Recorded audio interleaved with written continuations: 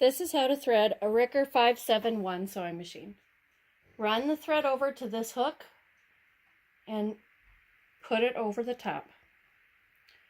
Take the thread down here, put it through this slot and into this hole.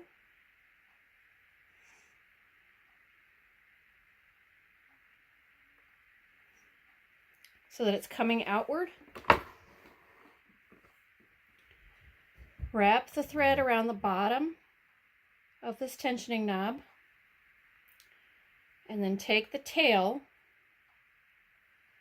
and put it through this hole in the bobbin.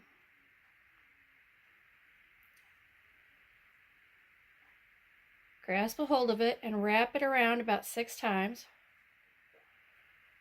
and slip it onto the post.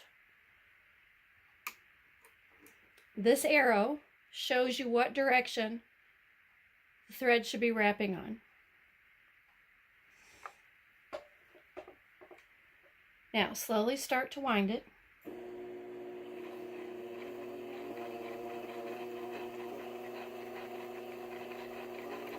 And there you have it.